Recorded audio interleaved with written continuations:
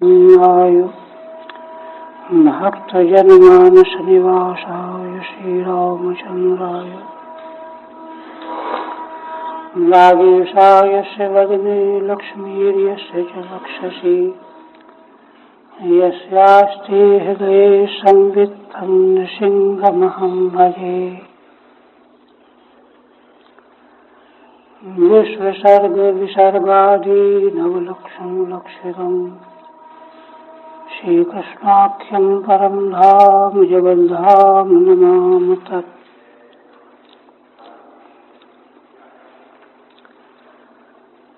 परम आदरणीय यति वृंद, भक्त वृंद एवं श्रोत्र, श्रीमद् भागवत के एकादश स्कंध के अंतर्गत 24वें अध्याय में श्री भगवान के द्वारा उद्धव जी को प्रकृति पुरुष का विवेक सांख्य शास्त्र की दृष्टि से निरूपण किया जा रहा है। यह निरूपण इतना प्रामाणिक और यथार्थ है कि इसका अवगाहन करने से ही मूल प्रश्न जो था, जिसका समाधान भिक्षु गीत के माध्यम से भगवान ने पिछले अध्याय में किया कि तत्वज्ञ पुरुष को असद व्यवहार करने वाले लोगों से जो पीड़ा पहुंचती है उससे कैसे वे बचते हैं। तो इसके लिए सिद्ध भिक्षु का गाथा गीत सुना करके भगवान ने मन पर विजय पाने का मार्ग बताया। किंतु मन पर विजय, मन कोई बाह्य पदार्थ ही नहीं है, न वो दिखाई देता है न सुनाई देता है। उसके क्रियाकलाप ही केवल प्रभावित करते रहते हैं। वह कहाँ बैठा है, क्या कर रहा है, कोई पता नहीं। ऐसे मन पर विजय पाने के लिए भगवान ने सांख्य शास्त्र की दृष्टि से प्रकृति और पुरुष का विवेक निरूपण किया। मूल में आदि में केवल मात्र अद्वय तत्व सजाति विजाति स्वगतादि भेदत्व ही था। वही फिर दो रूपों में, एक प्रकृति और एक पुरुष के रूप में प्रकाशित हुआ। यहाँ से लेकर के भगवान ने समग्र सृष्टि का किस प्रकार से प्रकृति के द्वारा व्यक्त जगत प्रपंच प्रकट होता है, समग्र प्राकृत विश्व के अंतर्गत मन एक तत्व मात्र है, किंतु समूची प्रकृति के इस विस्तार को, इस व्यक्तता को जो देखने वाला तत्व, दृष्टा तत्व है आत्मा पुरुष, वह इससे बिल्कुल अलग है। बीच में एक शंका आई, क्योंकि बहुत उच्च कोटि का प्रतिपादन है। यद्यपि ऐसे विषय योग वासिष्ठ में भी वर्णन किए गए हैं, किंतु जितना निर्मल, जितना सुस्पष्ट यहाँ है, ऐसा कहीं नहीं है। तो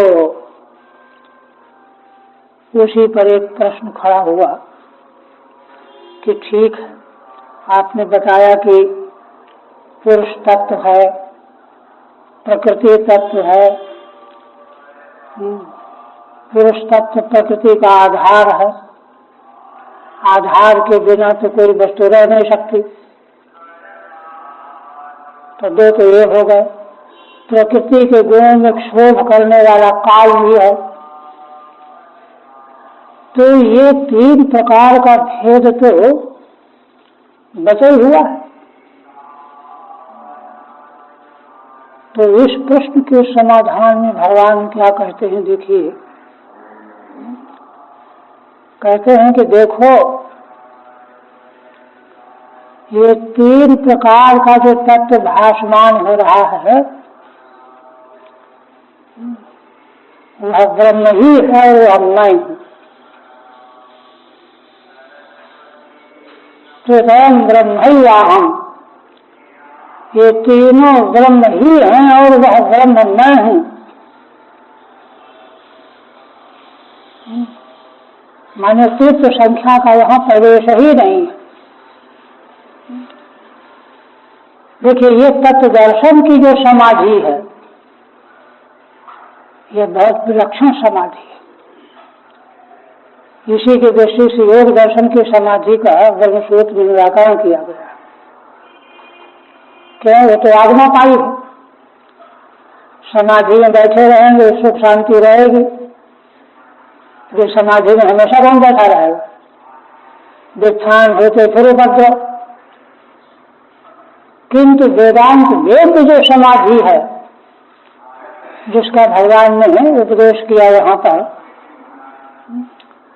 यही संसार की आत्यंतिक निवृत्ति का परम परमार्थ स्वरूप है। यह बात देखिए 20वें की टीका में, 20वां हो चुका था।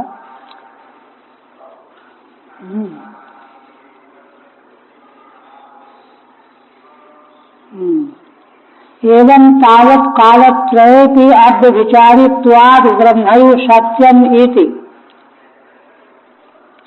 20वें की व्याख्या में श्रीधर स्वामी कहते हैं कि इस प्रकार से तीनों काल में अव्यभिचारी जो तत्व है, जिसको प्रकृति, उपादान, कारण, आधार, परम पुरुष, गुणों में क्षोभ करने वाला काल, तीनों रूप में वह अव्यभिचारी ब्रह्म ही है और वही परमार्थ सत्य है, तीर्थ सत्य नहीं है। ये जो सृष्टि जैसी देखी जा रही है उसकी व्याख्या इसी बात को कहने के लिए तस्य सृष्टि कारणत्वेन आदौ सत्य मुक्त्वा। देखिए, श्री स्वामी कहते हैं कि जो अव्यभिचारी ब्रह्म सत्य है, परमार्थ सत्य है, उसका सृष्टि के कारण के रूप में सत्य पहले बताया गया, जिससे सारी सृष्टि प्रकट हुई।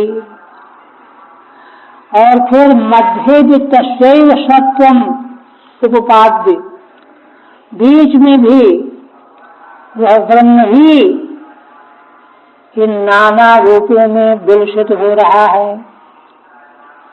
अन्ते अपि अवधित्वेन, इसी प्रकार से सृष्टि के अंत में भी, अंत में वही ब्रह्म तत्व परमार्थ सत्य सिद्ध होना है, क्योंकि वह अवधि है।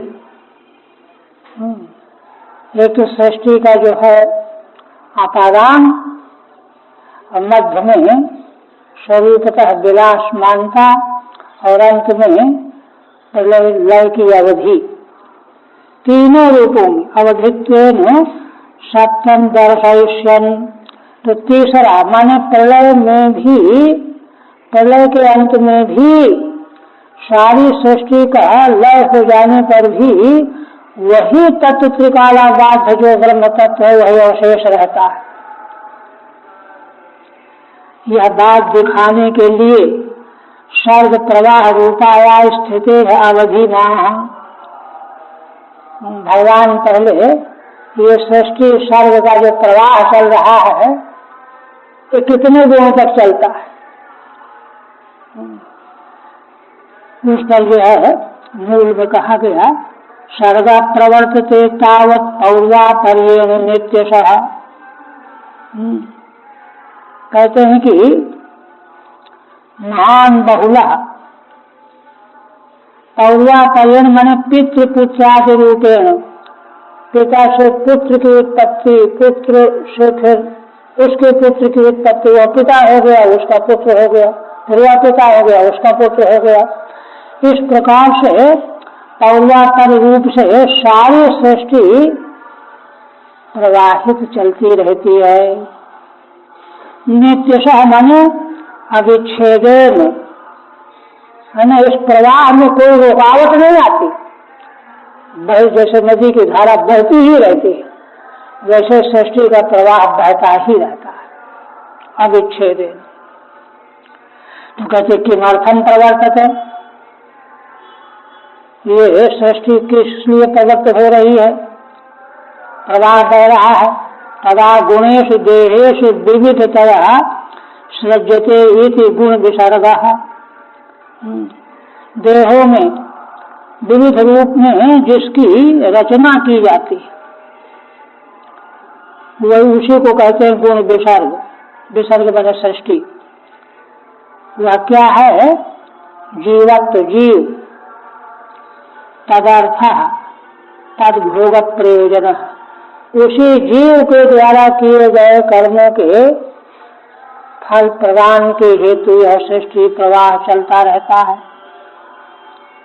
किम पर्यंतम प्रवर्तते, तो ये कब तक चलता रहेगा, अनंत काल तक चलता रहेगा। क्या कहते नहीं, यावत स्थिति अंतः, जब तक माने सृष्टि स्थिति और प्रलय, तो स्थिति का अंत जब तक नहीं आ जाएगा तब तक चलता रहेगा, अंत आते ही विलय हो जाएगा। देखिए इस प्रक्रिया को मीमांसक नहीं मानते, सृष्टि प्रलय नहीं मानते मीमांसक। उनकी दृष्टि से यह बात वेदांत की दृष्टि से यावत स्थितिरन्तः सोऽपि किमवधि, कहते अच्छा आखिर स्थिति कब तक रहेगी। देखिए तो क्या कहते हैं, यावत ईक्षणम परमेश्वर सत्तावत, जब तक भगवान का ईक्षण एको हम बहुश्याम प्रजाए, भगवान के संकल्प में है ना, काल की अवधि का जो संकल्प है, विश्व ब्रह्मांड किस प्रकार का प्रगट हो, कितने समय तक चले, क्या क्या हो, यह सारा भगवान के संकल्प का फल रूप है। तो परमेश्वर परमात्मा का संकल्प जब तक इसके बने रहने का है तब तक यह चलता ही रहेगा। यहाँ तक बात आई। आज इसके बाद प्रलय निरूपयति, आगे मूल में ज्ञानमयासाध्यमानो लोक कल्प विकल्पकः पंचत्वाय विशेषाय कल्पते भुवनैषः। श्री भगवान कह रहे हैं उद्धव जी को, कहते हैं कि देखो मया आसाध्यमानः विराट लोक कल्प विकल्पकः, मया कालात्मना, काल रूप मुझ परमेश्वर के द्वारा व्याप्त यह जो विश्व प्रपंच, जिसमें क्या क्या है, लोकों की कल्पना और विकल्प, विकल्प का मतलब उनका संहार, लय। ब्रह्मा जी के देखिए एक दिन में 100,000 चतुर्युगी दिन भर में, रात्रि में सबका पल, प्रातः काल फिर से सृष्टि, दिन भर फिर प्रवाह, रात्रि में फिर पल।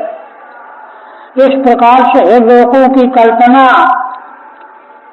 सृष्टि उत्पत्ति और उनका संहार, विलय, रूप जो विराट ब्रह्मांड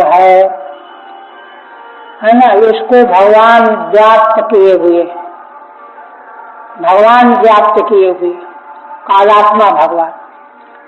तो कहते हैं कि यह जो विश्व ब्रह्मांड है, पंचत्वाय विशेषायो कल्पते भुवनैषः, यह भुवन 14 भुवनों के सहित पंचत्वाय,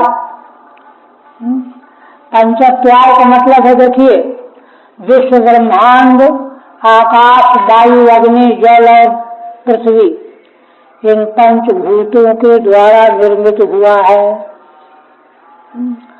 जब पंचभूतों से विश्व निर्मित हो जाता है तो ये पांचों भूत जगत के रूप में प्रकाशित होने लगते हैं। पांचों भूत नहीं रह जाते, अब तो उनसे बना हुआ जगत रूप रह गया। यह जो जगत रूप में पंचभूत बने हुए हैं, ये जब प्रलय काल आता है तो भगवान कहते हैं कि ये फिर अलग हो जाते हैं। आकाश अलग, वायु अलग, अग्नि अलग, जल अलग, पृथ्वी अलग। उसी को कहते हैं पंचत्वाय, माने पंच रूपेण विभजनाय, विशेषाय, विशेष ये पृथ्वी है, ये आकाश है, ये वायु है, ये अग्नि है, इस रूप में विशेष विशेष आकार। जब पांच भौतिक सृष्टि बनी हो तो वहां किसी एक भूत का आकार नहीं, वो तो पांचों है उसमें, किंतु विशेष के लिए पांचों भूत जो है, भुवनैषः कल्पते, चतुर्दश भुवनों के साथ जो है पंचभूतात्मक प्रपंच में पांचों भूत अलग अलग बिखर जाते हैं, आकाश अलग, वायु अलग आदि। ठीक है। प्रलय निरूपयति, प्रलय का निरूपण करते हैं। विराट ब्रह्मांडम मया कालात्मना आसाद्यमानः, यह विश्व ब्रह्मांड जो विराट रूप में अनुभव में आ रहा है, वेद जिसका वर्णन कर रहे हैं, यह मुझ कालात्मा परमेश्वर के द्वारा व्याप्त है। आसाद्यमाना मैंने व्याप्यमाना। लोकानाम आरह कल्पा सृष्टि प्रलया विविधा कल्पन्ते, लोगों के नित्य प्रति ब्रह्मा के एक दिन में 14 मनवंतर बीत जाते, रात्रि में प्रलय हो जाता है। आरह कल्पा, रोज रोज, सृष्टि प्रलया विविधा कल्पन्ते, ये सब वर्णन आ चुका है। यस्मिन् स्थान वा स्वस्मिन् विकल्पयति स तथा भूतोपि, अथवा इन सृष्टि के पदार्थों का जो अपने में विकल्पित करने वाला है, तथा भूतोपि पंचत्व रूपाय विशेषाय, ऐसा यह प्रपंच, विश्व प्रपंच ब्रह्मांड 14 भुवनात्मक पंचत्व रूप के लिए, माने 5 भूतों के रूप में विशेष विशेष आकृति के रूप में विभक्त होने के लिए कल्पते योग्यो भवति, योग्य हो जाता है। काल रूप में जब भगवान संहार करना चाहते हैं तो 5 भौतिक जगत, 5 भूत अलग अलग हो जाते हैं। पंचानाम भूतानाम ऐक्य रूपः तेषां पृथक भावापत्या न सचेत्यर्थः, मतलब क्या हुआ, अभी जो जगत सृष्टि है ये 5 भूतों का ऐक्य रूप ही तो है, 5 भूतों से मिला करके तो बना है।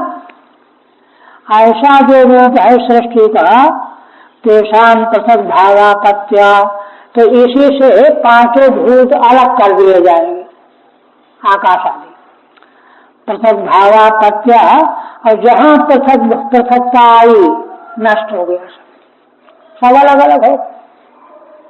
जो शरीर के हाथ पैर से सब अलग अलग काट के अलग कर दिया जाए, खत्म, ये हो जाए, फिर कहते हैं। अब देखिए भगवान कहते हैं कि क्रम क्या है प्रलय का, तो कार्य का अपने काल में लय होता है, नियम है। अन्ने प्रलीयते मर्त्यम अन्नम धानासु लीयते, धाना भूमौ प्रलीयन्ते भूमिर्गंधे प्रलीयते। श्री भगवान कहते हैं कि देखो, अन्न से प्राणियों की सृष्टि होती है। ये बात अलग है, किसी का अन्न और करे, किसी का अन्न और करेगा, पशु पक्षी के अन्न अलग अलग, किंतु अन्न से शरीर की निर्मिति होती है। तो अन्न हो गया कारण, शरीर हो गया कार्य। इसलिए कारण का कारण में कार्य का लय होता है।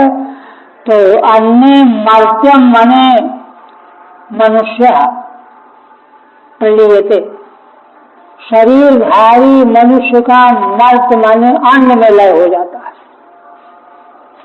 और देखिए तैतरीय उपनिषद में अन्नम वै ब्रह्म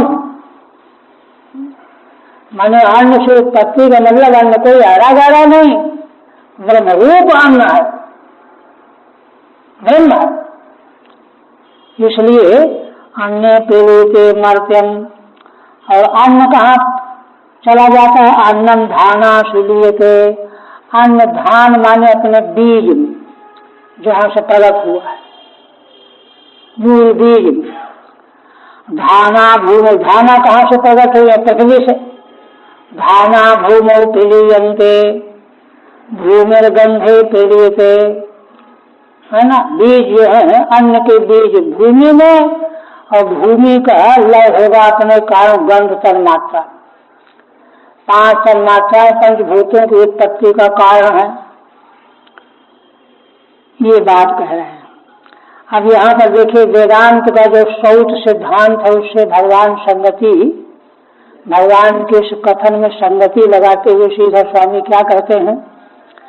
कहते हैं देखो, मैं तो कोई कहे कि श्रुति कुछ और कहती है, भगवान कुछ और कह रहे हैं, ऐसा नहीं। तत् तस्माद्वायु तस्मादात्मनः आकाशा संभूतः। श्रुति कहती है इस आत्मा से आकाश उत्पन्न हुआ। आकाशात वायु, सृष्टि का क्रम है। आकाश से वायु, वायु अग्नि, अग्निर्वापः, अग्नि से जल, अद्य पृथ्वी, जल से पृथ्वी, पृथिव्या औषधयः, पृथ्वी से औषधियां, औषधिभ्यो अन्नम, औषधियों से अन्न, अन्नात् पुरुषः, अन्न से पुरुष पैदा होता है। बिल्कुल हूबहू वही क्रम है जो यहाँ बताया गया। एक श्रुत्युक्त सृष्टि क्रम प्राप्त लोमेन, यह जो सृष्टि का क्रम श्रुति में कहा गया है, तो लय जब कथन करेंगे तो उसका प्रातलोम में कर देंगे। कारण से कार्य, अकार्य का कारण है लय। लयमाह अन्येति मर्त्यम शरीरम येनोपचितम। यह मर्त्य शरीर, देखिए सभी के शरीर, पशु पक्षी आदि कोई रहेगा नहीं, सब येनोपचितम, जिस अन्न से उपचित हुआ है, बढ़ा है, पैदा हुआ है, तस्मिन् अन्ने, उस अन्न में लय हो जाएगा। इसको और जगह से कहते हैं शतवर्षाया मनावष्टौ क्षीणे सति तत्रैव लीयते इत्यर्थः। प्रलय काल में 100 वर्षों तक दृष्टि नहीं होती, पहले सब बन आ चुका है ना। ऐसी स्थिति में अन्न का क्षय हो गया। जब अन्न का क्षय हो गया तो शरीर सब खत्म हो गए। क्षीणे सति तत्रैव लीयते, तो अन्न में लय हो गया। अन्नम धानासु, अन्न जो है बीज मात्रावशेषम भजती इत्यर्थ है। अन्न जो है बीज मात्र अवशेष रह जाता है। और धाना भूमौ उक्ता न प्ररोहन्ति इत्यर्थ है। धान माने बीज का पृथ्वी में लय कैसे? कहते हैं देखो प्रलय काल में क्या होता है, बीज बोओगे पृथ्वी में डूब जाएंगे, उगेंगे नहीं, लय हो रहा है। इसलिए बीज से अंकुर नहीं प्रकट होगा। और भूमि गंधे है न, संवर्तकादित्य शोषिता संकर्षण मुखाग्निना दग्धा चासती। श्री स्वामी कहते हैं कि प्रलय काल में संवर्तक सूर्य, प्रलय कालीन सूर्य, करोड़ों सूर्यों के में जो ताप होता है उतना ताप प्रलय काल में प्रकट हो जाता है। उस आदित्य के ताप से सब सूख जाता है, जल गया। और संकर्षण मुखाग्ना दग्धाचा, और संकर्षण भगवान के मुख से नीचे से अग्नि ज्वाला उठती है, ऊपर से सूर्य का ताप, नीचे से अग्नि, जैसे कड़ाह में कोई वस्तु पकाई जाए, ऐसे सारा ब्रह्मांड जो है कड़ाह में पकाए जाने वाले पदार्थ के तरह सारा ब्रह्मांड पकता है, धधकता है। दग्धा तो पृथ्वी दग्ध हो गई उसी में। सती भूत सूक्ष्म रूप गंध मात्रा वशेषा भवती। अब पृथ्वी का सूक्ष्म रूप है गंध तर मात्रा, तो केवल गंध तर मात्रा रह गया। फिर कहते हैं अब सुप्रलीयते गंध आपस्य स्वगुणे रसे लीयते ज्योतिष रसो ज्योति रूपे प्रलीयते। इसके बाद गंध का लय कहाँ होगा? जल में। गंध का गंध आप सुप्रलीयते, गंध जल में लीन हो जाएगा। और जल कहाँ लीन होगा? आपस स्वगुणे रसे, जल अपने तन्मात्रा रूप रस में लीन होगा। पांचों भूतों के कारण अपनी अपनी तन्मात्राएं हैं, तो जल अपने गुण तन्मात्र रस में लीन हो जाएगा। और रस कहाँ लीन होगा? लियते ज्योतिष रस, और ज्योति में अग्नि में रस का लय हो जाएगा। रस को ज्योति सुखा देती है। और ज्योति रूपे प्रलीत, ज्योति का लय कहाँ होगा? अपनी तन्मात्रा रूप में। रूप का लय रूपम वायु सच स्पर्शे, रूप का लय होगा वायु में। अब वायु का लय होगा अपनी तन्मात्रा स्पर्श में, है ना। स्पर्शे लिए थे सो विचाम्बरे, और स्पर्श जो वायु का तन्मात्रा है उसका आकाश में लय हो जाएगा। और आकाश का आभरम शब्द तन्मात्रे इंद्रियाणि सयोनिषु, आकाश शब्द तन्मात्रा में विलीन हो जाएगा, क्योंकि पांचों भूत अपने कारण सब अपने अपने तन्मात्रा में लय होते हैं, है ना। ये तामस अहंकार से तन्मात्राओं के द्वारा पांचों भूत बने थे, पांचों भूतों से सब शरीर बने थे, उनका लय हो गया, तन्मात्रा रूप होकर के रह गए सब। इंद्रियों का लय कहाँ होगा? तो इंद्रियों की उत्पत्ति बताई गई है तेजस अहंकार से, और इंद्रियों को प्रकाशित करने वाले देवता है। तो इंद्रिया में सयोनिषु, इंद्रियां अपनी योनि में, तो योनि का यहाँ से ले लीजिए, मैंने देवताओं में, प्रकाशक जो देवता है उनमें, अथवा तेजस अहंकार में, कि तेजस अहंकार से इंद्रियों की उत्पत्ति बताई गई है। ठीक है।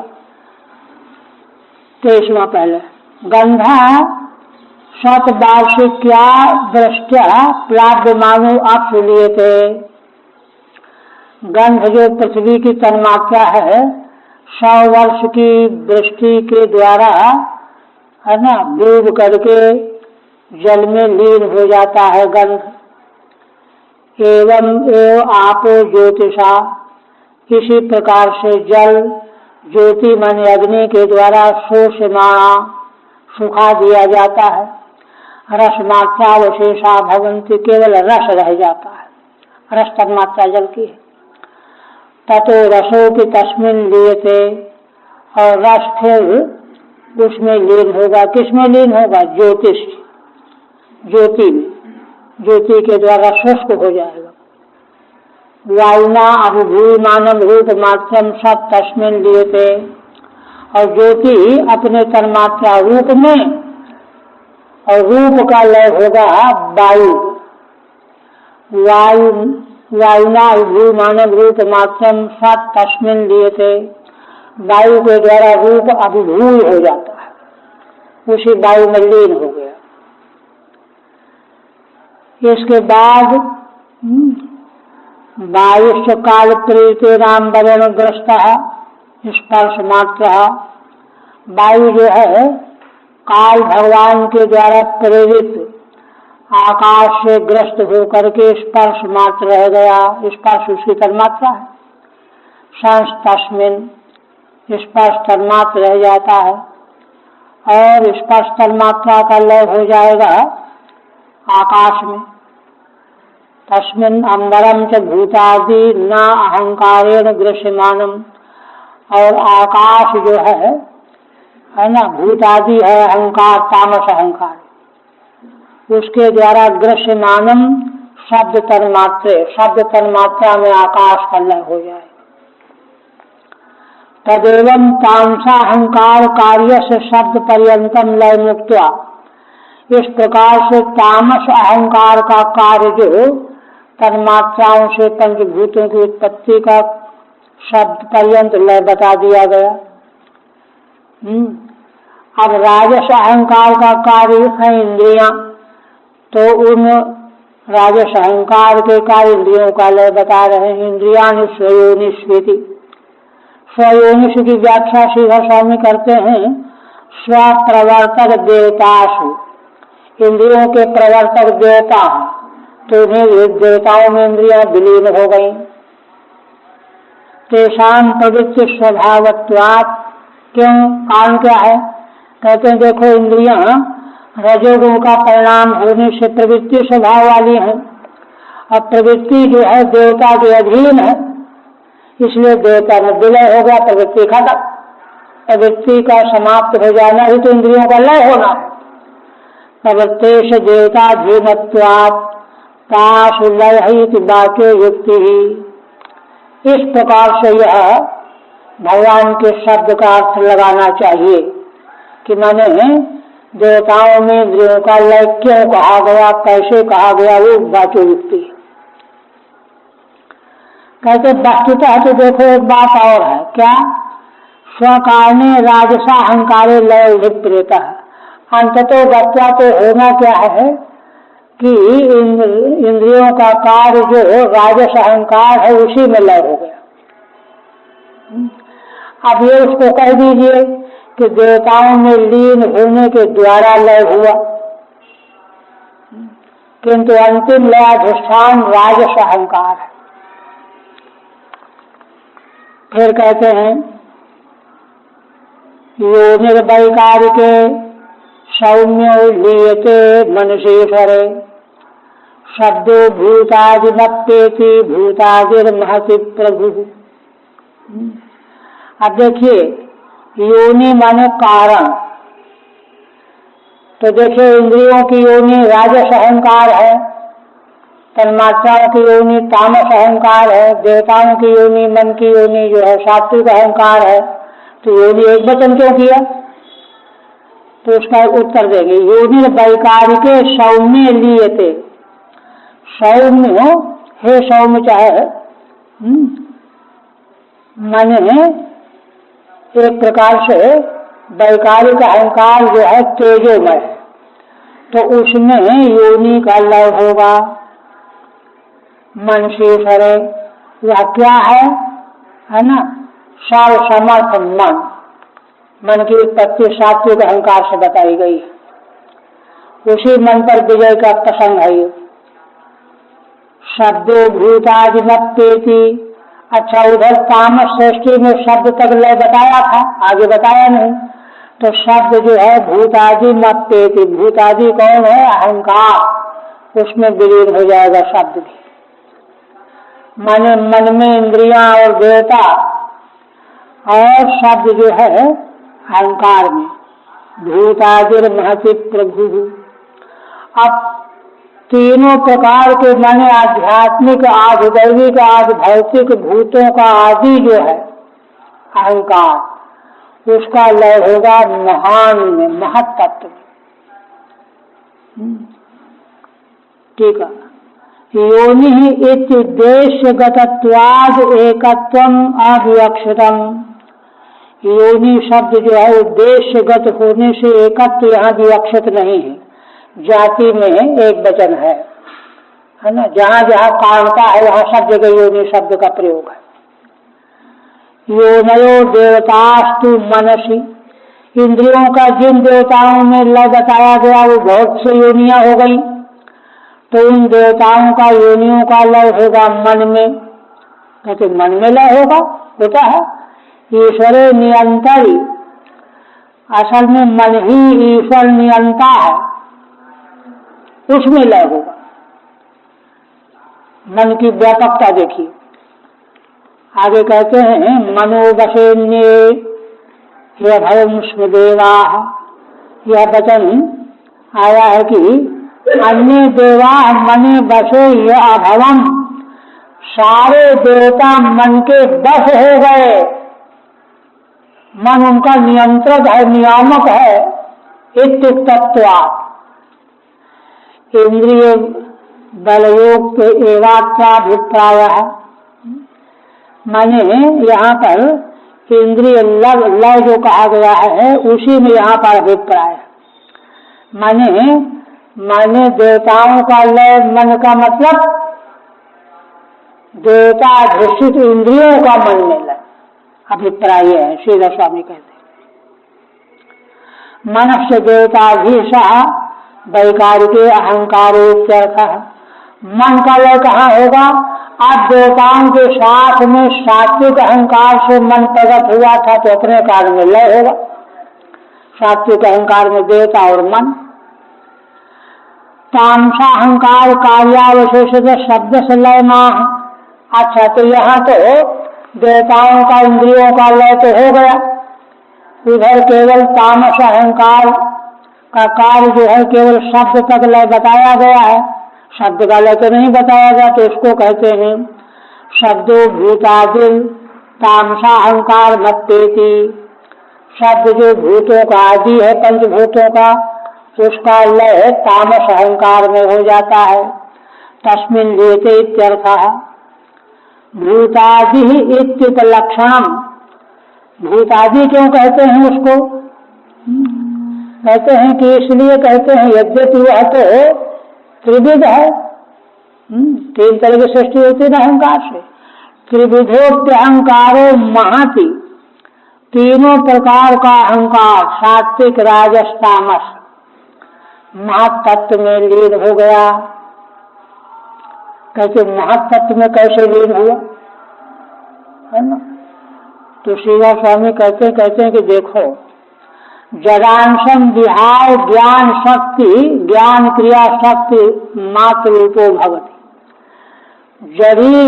जडांश को त्याग करके, जडांश से गया अपना इधर उधर हो गया है ना। महातत्व चूंकि ज्ञान और क्रिया शक्ति गर्भित है, इसलिए त्रिविध अहंकार का ज्ञान वाला अंश और क्रिया वाला अंश। ज्ञान वाले अंश से ही तो इंद्रियां उत्पन्न, ज्ञान इंद्रियां उत्पन्न हुई, देवता उत्पन्न हुए, मन उत्पन्न हुआ, और क्रिया वाले अंश से कर्मेंद्रियां उत्पन्न हुई। तो इसलिए दोनों प्रकार की ज्ञान शक्ति क्रिया शक्ति का आगमन अहंकार में कहाँ से हुआ था? महातत्व से आया था। तो अपने कारण में लय हो गया महातत्व का। महातत्व में अहंकार का ज्ञान क्रिया शक्ति मात्र रूपो भवती, माने अब अहंकार नहीं रह गया, केवल ज्ञान क्रिया शक्ति ही रह गई, वही महातत्व रह गया। कथन भूत है, यह कैसा है? देखो प्रभु समर्थ। महातत्व जो है महान बहुत प्रभु है, समर्थ। इसी को अन्यत्र जो है समष्टि ब्रह्मा का रूप बताया गया है। समष्टि ब्रह्मा का रूप है महत्तत्व। सर्व जगत मोहकत्वात्, कहते हैं यही सारे जगत को मोहित करने वाला है। कैसे? देखो जहाँ ज्ञान आया कि अच्छा देखो ये शब्द है, स्पर्श है, रूप है, रस है, गंध है, हमको ये मिल जाए, ये मिल जाए, तो ये मिल जाए तो चलो प्रयत्न करो, क्रिया शुरू हो गई। ज्ञान और क्रिया दोनों उसी के द्वारा प्रकट होकर के मोहित कर लेती हैं। इसलिए है ना, सारे जगत को मोहित करने वाला तत्व है महातत्व। सर्व जगत मोहकत्वात्। आबाद शालीयते महांशेषु गुणेषु गुणवत्तमः ते व्यक्ते संप्रलीयन्ते तत्काले लीयते व्यये। पुनः भगवान कहते हैं कि वह महातत्व कहाँ लीन होगा? शेषु गुणेषु। इसका कारण है प्रकृति के तीनों गुण सत रज तम। ये प्रकृति के जो तीनों गुण हैं ये ही तो महातत्व के रूप में प्रकट हुए थे, है ना। प्रकृति के जो तीनों गुण हैं ये जिस समय शुद्ध होकर के प्रकट होते हैं, उस समय महातत्व जब तक प्रकट नहीं हो जाएगा तब तक उनमें कोई सामर्थ्य नहीं रहता।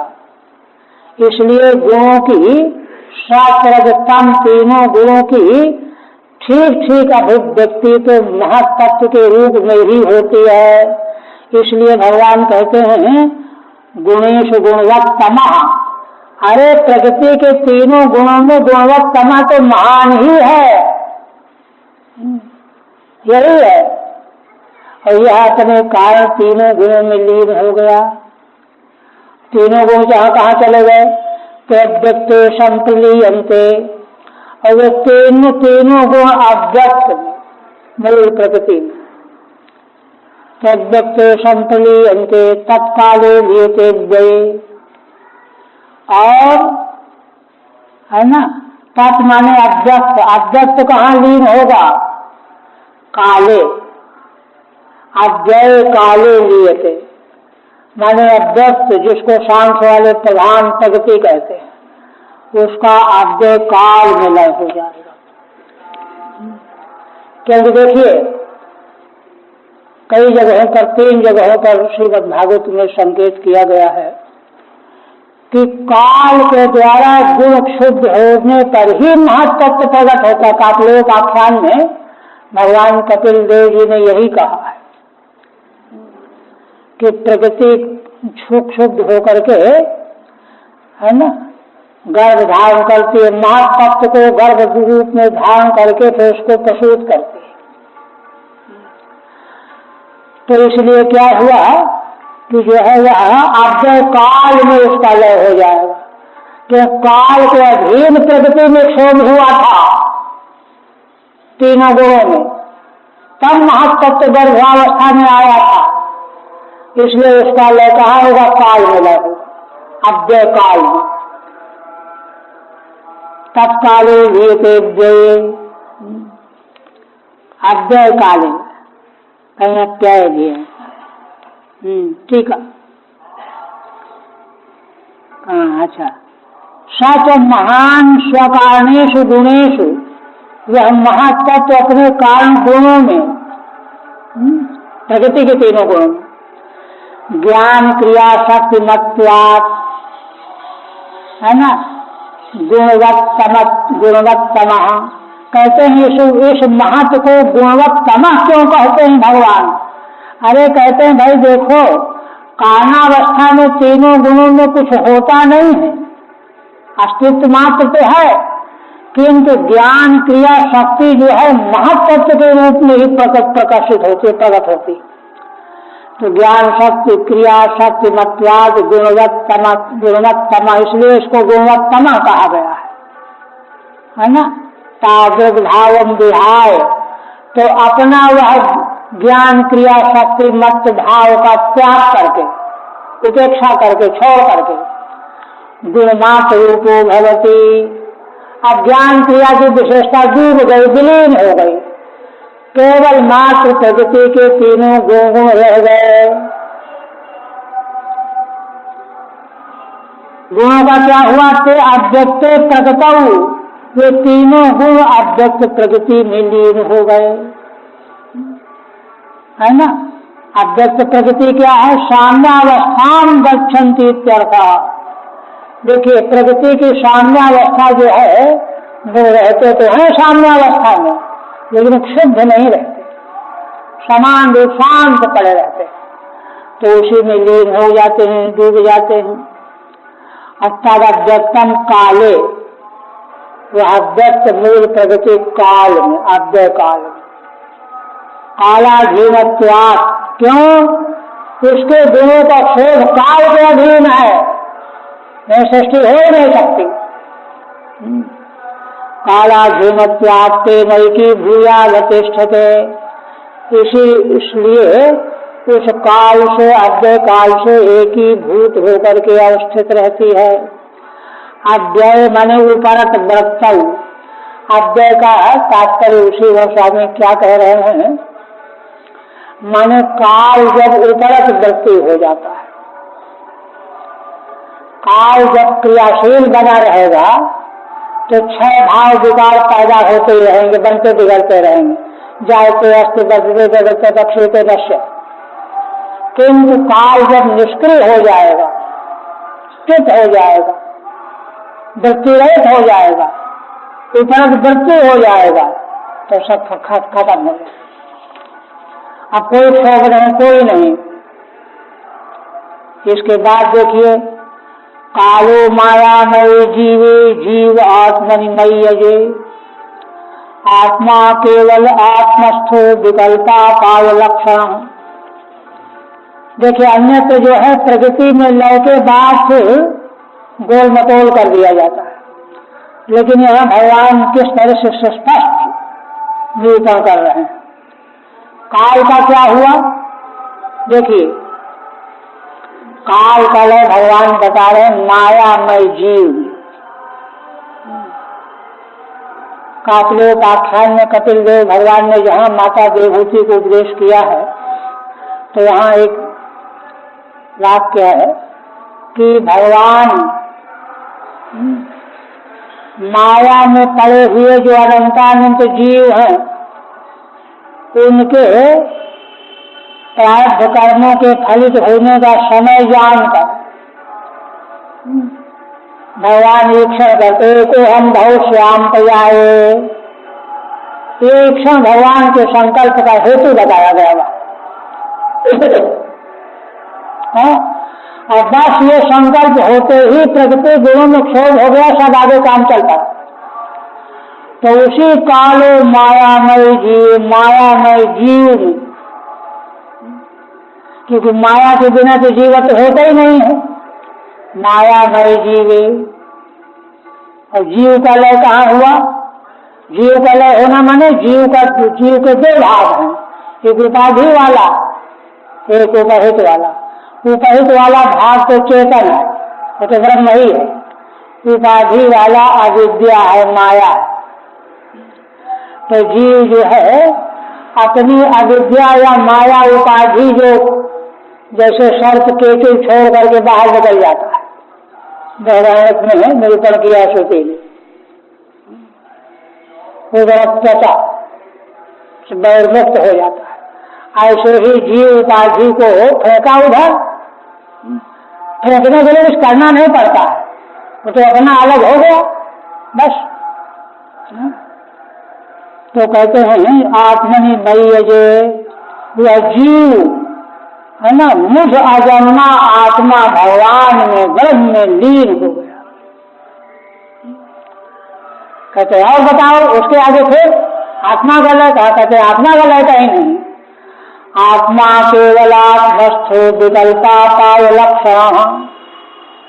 आत्मा का फिर कहीं लय नहीं, आत्मा तो केवल आत्मा में अपने स्वरूप की महिमा में स्थित रहने वाला है, उसको कौन आधार बनेगा उसका? विकल्पा पाय लक्षण।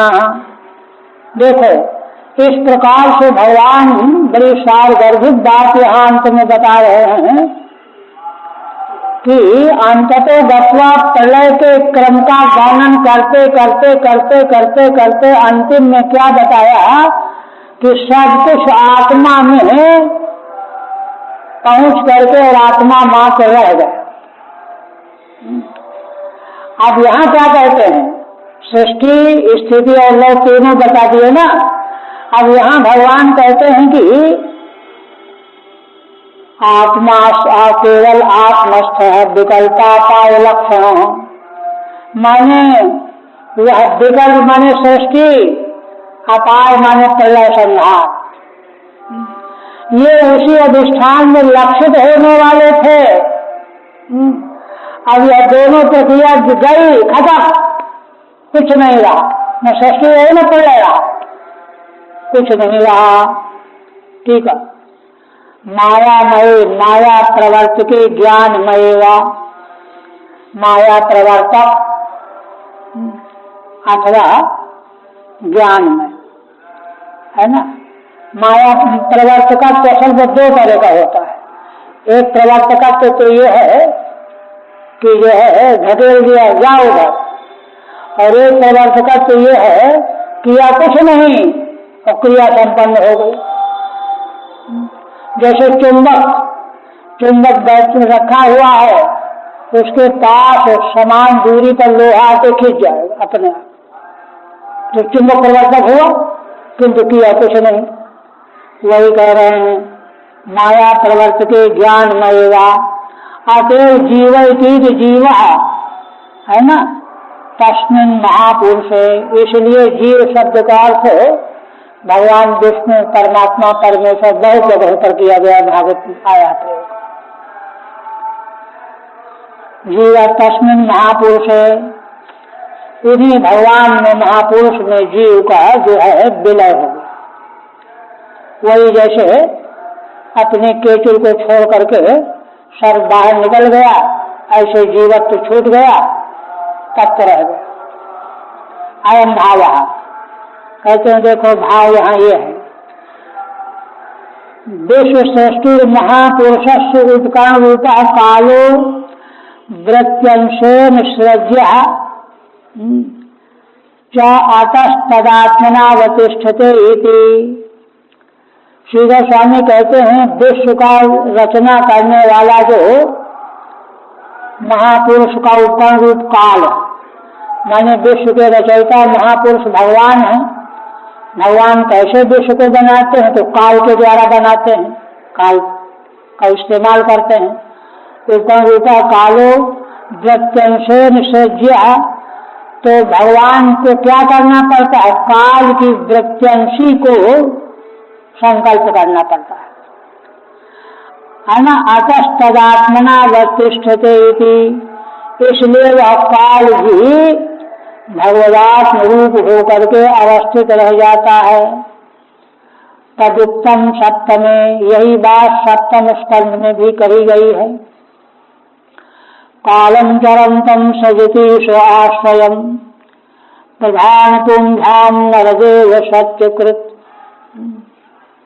कहते हैं कि हे राजन देखो, है ना, कालम चरंतम, भगवान काल को छोड़ देते हैं सृष्टि रचना के लिए, है ना। काल आश्रय है रचना का, है ना। किसके साथ, प्रधान और पुरुष के साथ में।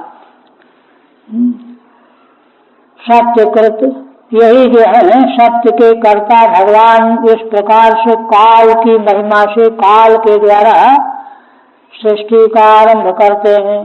दशम स्कंद में भी योयम कालस्तस्ते व्यक्त बंधु चेष्टा माहुश्रेष्ठते येन विश्वम निमेषादिर्वत्सरांतो महीयांस्तम तेषानं क्षेम धाम प्रपद्ये।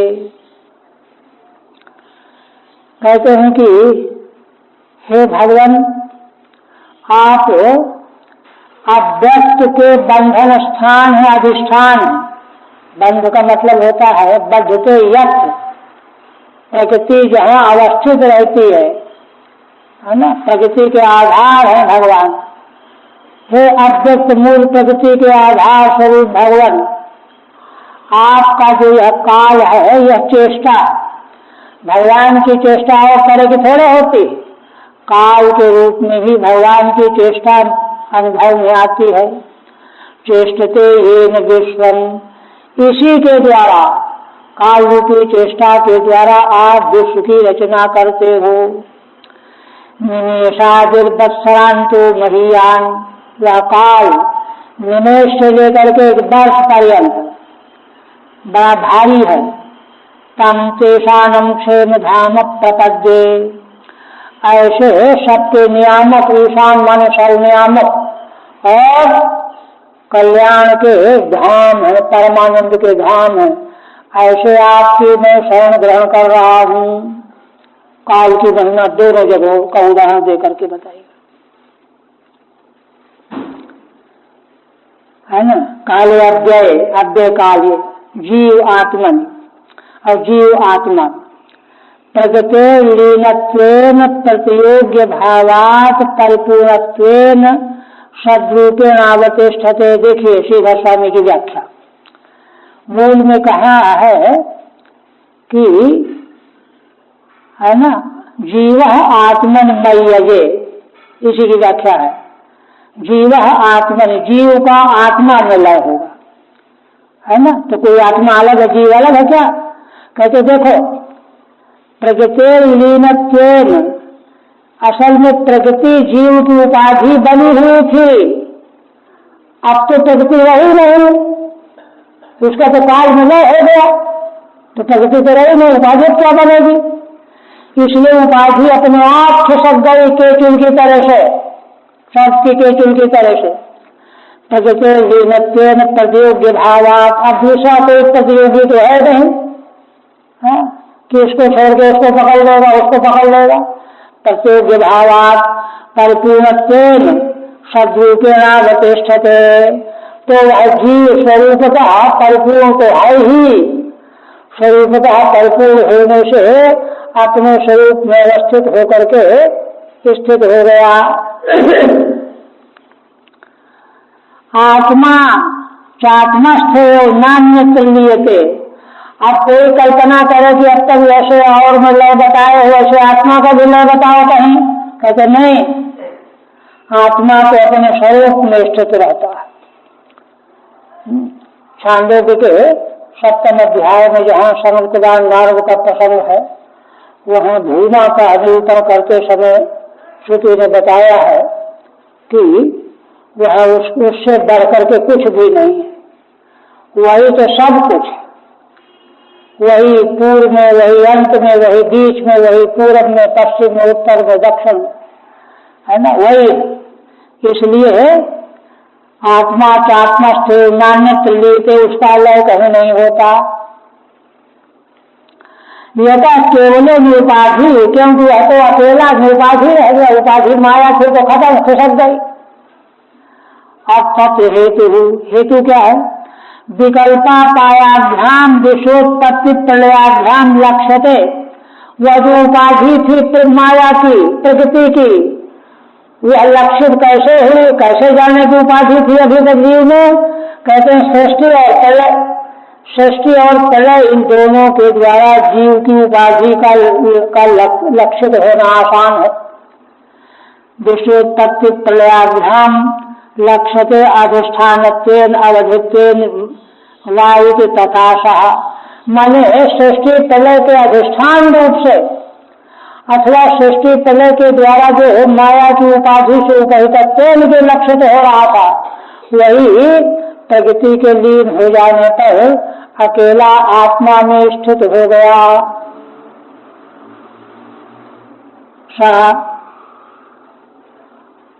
आप कहते हैं एवं ईशन एवं अन्वीक्षमाणस्यो कथम वैकल्पिको भ्रम। देखिए अब भगवान अंतिम उपसंहार कर रहे हैं, कहते हैं उद्धव जी देखो, है ना, जो बात समझाने के लिए सारा वर्णन किया गया है उसको ला रहे हैं।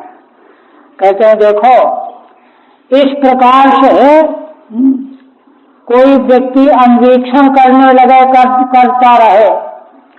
अन्वीक्षण माने ईक्षण माने देखना, अन्वीक्षण माने गहराई से विचार पूर्वक देखना, सृष्टि का क्रम विचार पूर्वक चिंतन करना, प्रलय का विचार पूर्वक चिंतन करना, यही अन्वीक्षण है ना। जब ऐसा होगा तो क्या हुआ, इस ईक्षण से क्या हुआ? अरे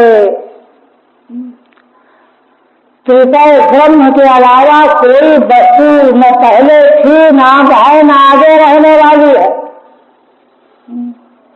एकमात्र वस्तु आत्म तत्व ही है। यह तो केवल माया के विलास से प्रतीति हो रही थी। मन ने एक बवाल बना रखा था वही सब जो है धुलाई में डाल रखा था। इस प्रकार से समग्र है ना प्रपंच का चिंतन करते करते जो है यह बात आ जाती है, समाधि लग जाती है। इसी को वेदांत जिसे ये समाधि फिर कभी टूटती नहीं है। कथम वैकल्पिको भ्रम, फिर वैकल्पिक माने विकल्प माने संसार प्रपंच।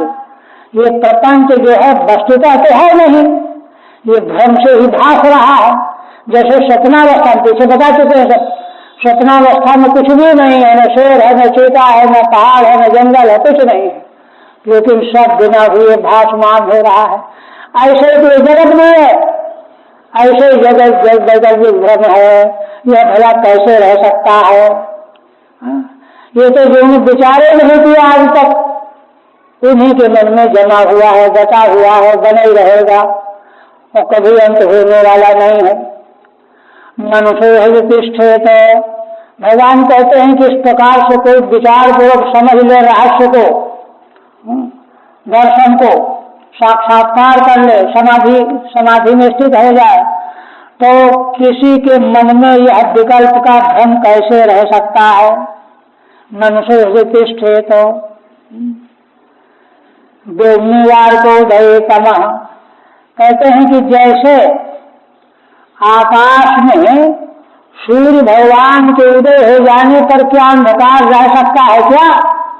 सवाल ही नहीं है। सूर्य भगवान के उदित हो जाने पर जैसे आकाश में अंधकार का नामो निशान नहीं रहता, वैसे ही यह तत्व दर्शन अगर उदय हो जाए, प्राप्त हो जाए, तो वैकल्पिक धर्म का नाम निशान हृदय में स्थित नहीं हो सकता। मान लो मन में कल्पना से आया हो तो मन में कल्पना से उड़ भी जाएगा, हृदय में गहराई में नहीं जाएगा।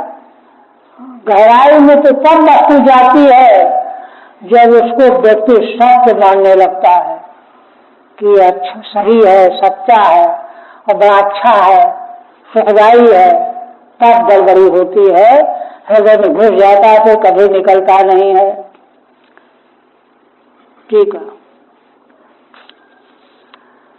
आस्य कथन से प्रस्तुतोपयोग माह, श्री भगवान के द्वारा जो दिव्य तत्व दर्शन बताया गया उसका प्रकट में उपयोग बता रहे हैं। प्रस्तुत में उपयोग क्या?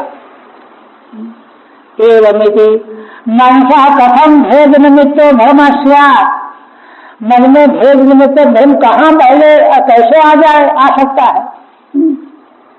अब मान लो मन जो है स्वभाव का है, इधर लग जाता है तो आया तो चला जाएगा, खत्म हो जाएगा।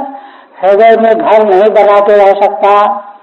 जातो वा कथम हृदितिष्ठेत, मन में भ्रम एक क्षण के लिए पैदा भी हो जाए भ्रम, तो भी वह हृदय में स्थित नहीं होगा, उसको बहरे बाहर फेंक दिया जाएगा। उपसंहरण, आप भगवान कहते हैं कि ये सांख्य विधि प्रोक्त संशय ग्रंथि भेदन उपलोमानुलोमाभ्याम परावर विषामया।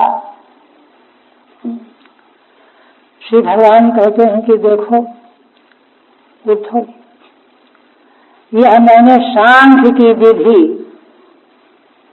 तुमको वर्णन की बताई, ये कैसी है? संशय ग्रंथ भेदना, संशय रूपी ग्रंथि का नाश करने वाली है।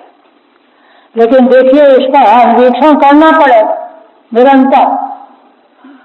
संशय ग्रंथ भेदना सांख्य विधि मया प्रोक्ता है ना। प्रतिलोमानुलोमाभ्याम, कैसे? प्रतिलोम माने प्रलय के क्रम में, अनुलोम माने सृष्टि के क्रम में, सृष्टि प्रलय, सृष्टि प्रलय, सृष्टि प्रलय, है ना, दोनों तरह से। परावर दशामया, है ना, पार माने कारण, आवर माने कार्य, दोनों के तात्विक स्वरूप का दर्शन करने वाला मैं भगवान, ऐसे मैंने तुम्हारे सामने यह वर्णन किया है ना। इसको समझ करके ध्यान करके जो है व्यक्ति भेद भ्रम से दूर हो जाता है। उपसंहरति एष इति। मूल का अर्थ स्पष्ट है, अंत में सीधा स्वामी जो है माने एक तरह से भाव पुष्पांजलि भगवान के चरणों में अर्पण कर रहे हैं। तो देखिए इधर तो कई हर एक अध्याय में भगवान के चरणों में पुष्पांजलि अर्पण कर रहे हैं। क्या कहते हैं? प्रत्यक्षमेवेनेदं दर्शितम तत्त्वमात्मनः। देखिए मैंने कह रहे हैं कि आत्मा के तत्व का भगवान ने जिन भगवान के द्वारा प्रत्यक्ष वैसे दिखा दिया गया, इसे स्पष्ट वर्णन कहीं मिलेगा ही नहीं। जिन भगवान ने अनुग्रह पूर्वक प्रत्यक्ष की तरह से आत्म तत्व का दर्शन करा दिया हम लोगों को, हमको सांख्य प्रख्यान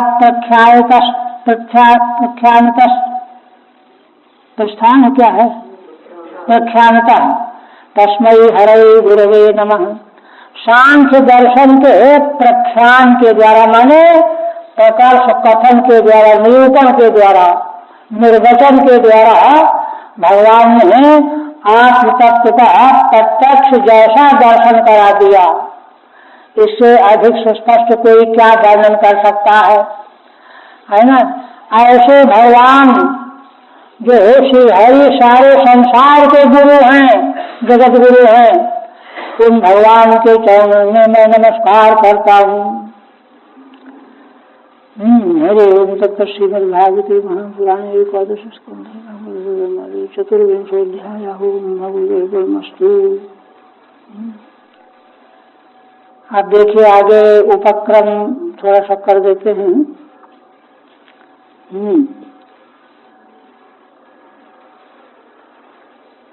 श्री स्वामी कहते पंचविंशे स्वदैर्गुण्य प्रतिपत्त्यै निरूप्यते चित्त प्रभव सत्यादि गुणवृत्तिरनेकधा।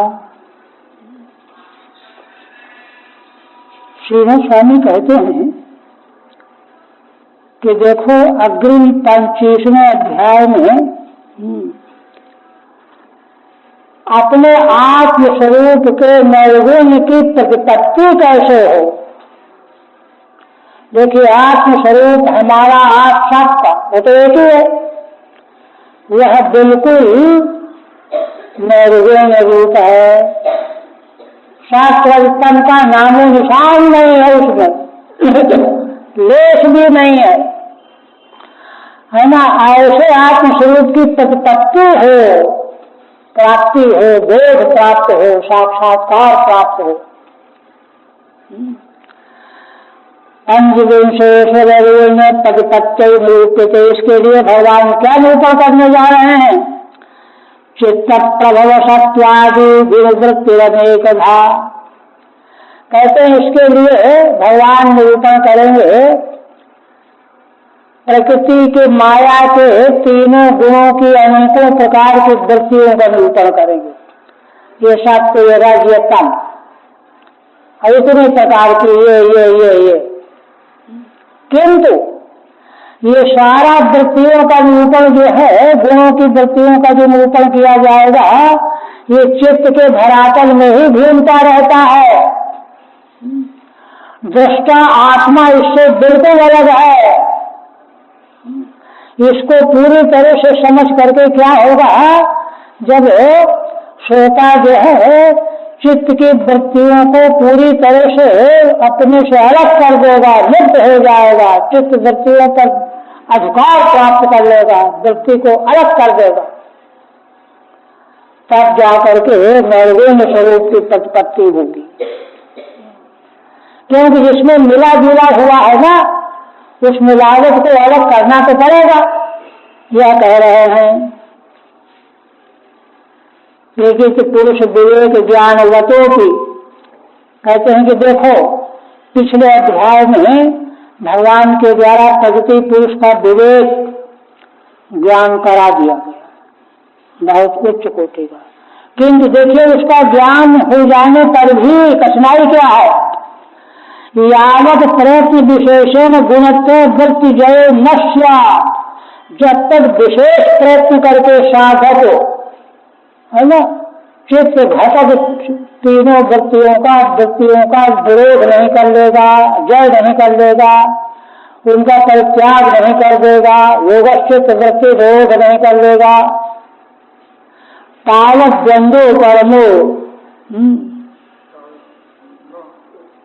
न तावत द्वंद्वो परम, तब तक द्वंद्व से उपरामता नहीं होगी। मार खाते रहना पड़ेगा, रोना हंसना जारी रहेगा, शोक मोह से छूट नहीं सकता। न तावत द्वंद्वो परम अतश्च जयोपाय गुणवृत्ति निरूपणार्थमाः। इसलिए है ना, त्रिगुणात्मक वृत्तियों पर विजय पाने का उपाय बता रहे हैं भगवान इस अध्याय में, है ना। क्यों?